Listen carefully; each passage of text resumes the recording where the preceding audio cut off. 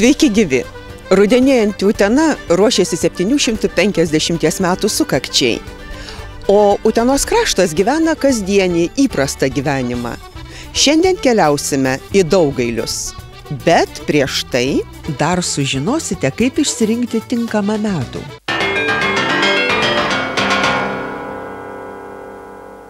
Visą vasarą bitės neša medų, o mes mielai jį naudojame visus metus.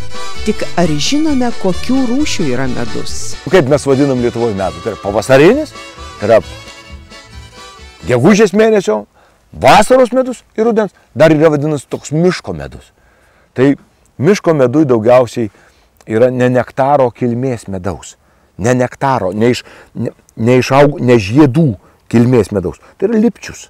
Tai yra amarų įskyros, kur bitės ją surenka ir puikiai jis labai turintis daug mineralinių medžiagų, labai tirštas medus, labai aitrus medus, toks karamelė gali, ilgai nesikristalizuoja. Tas medus gali stovėti iki 4 mėnesius ir 5 mėnesius nepasidarys kietas. Žmogui tai labai geras.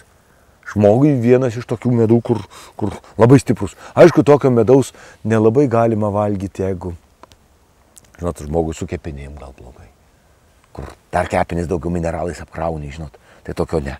Bet, sakysim, blogas kraujas, nusilpus organizmas, imuninė sistema apsilpus, o tu sirgai, sakysim, 2 savaitės arba 3 savaitės nori atsistatyti, tu keliauni toli, žinot, va, tokį, kad tau daug vaikštai, daug sportininkai, visi keliautojai, visi, tai va tą tokį miško medų, ojei. Grikinis medus tai Lietuvos yra fenomenas. Tai yra ne tik Lietuvos, bet iš jūsų bičių atžvilgių tai yra fenomenas. Tai yra mes esam patys turtingiausi žmonės Europoje, kad turim grikinį medų. Kad dar laukus sėja, kad dar žmonės sėja, ačiū ūkininkam, ačiū jiems labai ir ačiū daug Dievui, kad dar tokios sąlygos. Grikių medus yra vienas iš turtingiausių medų. Čia ne mano sugalvoti žodžiai ir ne mano tyrimai kažkokie padaryti, bet tai yra labai daug pasaulio duomenų. Kad jis yra, reiškia, nuo kraujagyslių kalkėjimo. Reiškia, jis turi rutino, kad, reiškia, tai jeigu kraujagyslis nekalkėja, tai žiūrėkit, ir arteriosklerozė, ir širdies kraujagyslių visos ligos, ir sakysim, senėjimas, plaukių traukšlės iš kur pasidaro. Taigi, sukalkėjo tau, o tau nuo grikių medaus. Dar vienas dalykas, tai sakysim, čia prancūzai ir turkai labai daug tyrinėja, tai netgi kalbėjo apie tai, kad, sakysim, perspėja, kaip jie sako, kad apsaugo nuo vėžinių ląstelių susikaupimo, kadangi kaip neleidžia susikaupti, reiškia valo organizmą. Tai jeigu kraujagyslės valo, tai kurgi tas vėžys? Irgi matot, tam tikrų rūšių kraujagyslių, reiškia, tam tikrų vėžio formų, irgi taipogi grikių medus, reiškia. Nors jis, tai yra vyriškas medus. O moteriškas koks? Asparceto. Pasakykit lietuviškai. Tai asparcetas, tai yra Dzūkijos augalas. Vėl Dzūkijos, matot, aš dzūkas, tai man traukia ten, aš negaliu kitaip. Reiškia, tai yra Dzūkijos, ypač Lazdijų rajone, kur kalvos, kur žvyrai, kur raudonas žvyras viršui, žinot, ant kalvų, ten dobilai neauga ir pašarinė kultūra tai yra asparcetas. Arba siejamasis bendvikas vadindavosi, bet netikras pavadinimas. Tai yra asparcetas. Dzūkai dar persetais vadina. Raudonai, gražiai, ilgi žiedai, nuo pačios pradeda žydėti, nektaras virš 45% cukringumo, labai tirštas nektaras, labai bitės gerai neša, dirba nuostabiai. Bet medus toks švelnus, kad, įdėjus į kavą, sakysim, nekeičia kava jokio skonio. Liepų medus yra tokis, kaip pasakysim, tai Lietuvoje daugiausiai pripratę. Žinot, ir geniškai, genetiškai. Ko gero per genus, ko gero kryžiuočiai irgi dėl to, kad iš liepų drevių medus varvėjo, žinot, labai daug. Tai ko gero, kad mumi per 100 kartų, reiškia, ne per 100 mečius, reikėtų pasakyti, per 10-15 kartų praeita, kad mums liepų medus yra vienas iš skaniausių medų. Tai yra toks medus, kuris skystina kraują. Jis turi aspirino. Liepų medaus reikėtų nepiknaudžiauti, rytą nevalgyti. Ausys šlapios, bamba šlapia labai greitai pasidaro. Jo negali daug suvalgyti, jis labai yra tokias... Bet kai sergi labai tinka. Kaip? Kai sergi. O, tai yra nuostabus. Aviečių ir liepų medus. Tai yra prakaitą varantis. O liepų medaus šaukštukas ir šiltos arbatos, žolių einant gult. Miegi kaip išvystytas. Geriausi vaistai dėl nemigos. Tai yra nuostabus, kadangi jis ramina, jis skystina kraują, jis kraują į kepenis, reiškia, kepenim lengviau, jis biskį, žinot, va tokis kepenų geras maistas liepų medus. Viržių medus Lietuvoje anksčiau buvo labai populiarus. Bet šiandien dienai mūsų nėra bičių, tų lietuviškų viržinių bičių. Ir jeigu viržių medaus nors kiek liko medui, reiškia, avily žiemojimui, bitės labai prastai žiemoja. Ir va to viržių medaus mes jau, kuo toliau to pradedam daugiau vengti.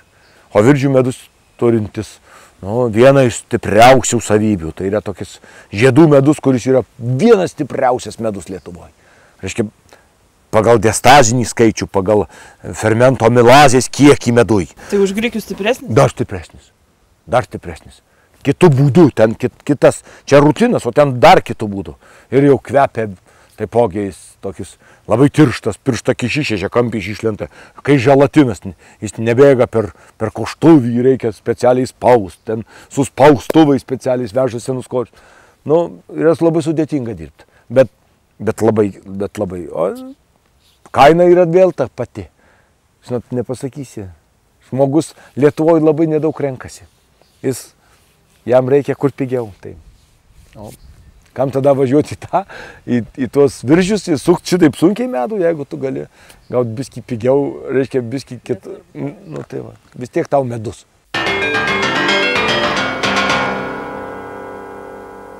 Praėjusioje laidoje pasakojame, kaip tarptautinis bendradarbiavimas padeda įgyvendinti socialinius projektus. Ši veikla jau turi ir tęsinį. Trakai kaip partneriai pakviesti dalyvauti bendrame 3 metus truksiančiame klimato saugos projekte. Užduotys ir planai buvo nagrinėjami Trakuose viešint svečiams iš miestų partnerių Rainės, Bornės, Bernburgo. Įsirutuliojo tas projektas Vokietijoje ir tai vadinasi jis merų paktas. Pas mus jau yra jisai ir pravedami kursai. Ir mes su savo partneriais, vokiečiais, olandais, ruošiamės pasirašyti ir diegti visas naujoves, kokios pas ką yra elektros energijos šilumos taupimui. Rainės miestas prisijungė prie Europos merų pakto dėl klimato saugos. Mes norime pasižiūrėti, kokios Lietuvoje yra tos naujos inovacijos, kokios naujos technologijos. Kadangi tiek girdėjau, tiek esu patyrusi pati, kad Lietuvoje vis tik žmonės yra pakankamai išsilavinę arba turi gerą kvalifikaciją, todėl labai svarbu bus suvesti tam bendram darbui ir verslininkus. Europos Sąjunga yra priėmusi direktyvą iki 20 metų 20% sutaupyti energijos, 20% gauti energijos iš atsinaujinančių šaltinių ir 20% mažiau išmesti CO. Tai yra nemaža užduotis. Ir mero paktų mes pasirašydami tą mero paktą prie to prisijungsime. Tai konkrečiai žmonėms duotų pigesnę šilumą. Und wir haben in dem Zusammenhang schon Gespräche geführt mit unserer Partnerschaft. Mūsų miestas partneris Portugalijoje Leiryje taip pat domisi klimato saugos klausimais ir prisijungs prie šito projekto. Taip pat kiti partneriai Bornėje, Olandija, taip pat nori prisijungti. Dar treti partneriai Bernburgas, tai yra buvusi Rytų Vokietija, taip pat dalyvaus tame projekte. Ir kaip šiomis dienomis jau girdėta, Trakai domisi taip pat šito projektu. Das Trakai sich diesem gemeinsamen Projekt auf jeden Fall auch anschließen wird. Tai apims 12, 13 ir 14 metus.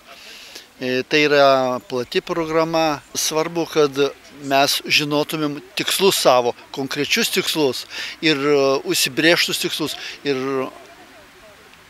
jų siekti svarbu. miestų partnerių delegacijos dalyvavo ir Trakų neįgaliųjų užimtumo centro 10-mečio iškilmėse.